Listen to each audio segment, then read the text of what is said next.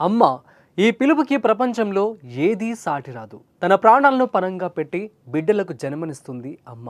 అందుకే ఈ సృష్టిలో అత్యంత విలువైన మనిషి అమ్మ మాత్రమే. అయితే నేటి కాలంలో కొందరు కమ్మనైన అమ్మ ప్రేమకు, మాతృత్వానికి మచ్చ తెచ్చేలా ప్రవర్తిస్తున్నారు.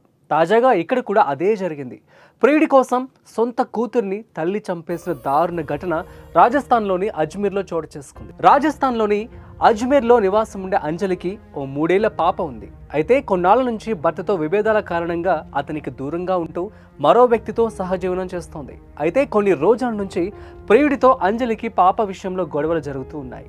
పాపను వదిలేయాలని అంజలిపై ప్రియుడు ఒత్తిడి తెచ్చాడు. దీంతో ఆ తల్లి కసాయి తల్లిగా మారింది.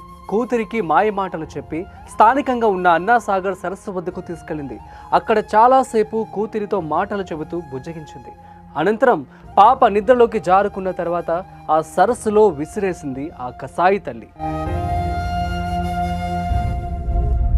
అయితే అలా కూతుర్ని చంపేసి తప్పిపోయిందంటూ అక్కడ పెట్రోలింగ్ చేస్తున్న పోలీసులకు చెప్పింది.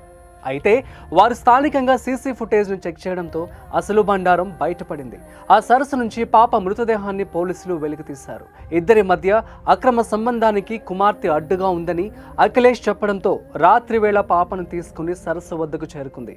పాప వేలు పట్టుకుని సరస్సు చుట్టూ తిప్పుతూ కబుర్లు చెప్పి అనంతరం ఆ చిన్నారి నిద్రపోయాక పాపను సరస్సులో పడేసిందని పోలీసులు నిర్ధారించారు.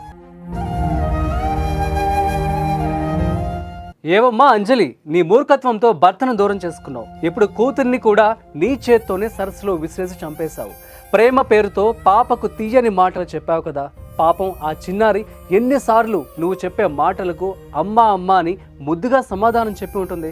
అప్పుడైనా నీ మనసు కరగలేదా? మూగజీవాలు సైతం వాటి పిల్లల్ని వేరే వ్యక్తి తాకితే సహించవు. మరి 3 ఏళ్ల పాటు కంటికి రెప్పలా కాపాడుకున్న కూతుర్ని ఓ గుర్తు తెలియని వ్యక్తి కోసం చంపేస్తావా? నిన్ను నీ తల్లి అలానే చంపేసి ఉంటే నువ్వు ఇప్పుడు భూమి మీద ఉండేదానివా? అమ్మతనానికి మచ్చ తెచ్చావు కదా అంజలి. ఇప్పుడు నువ్వు సాధించిందేంటి?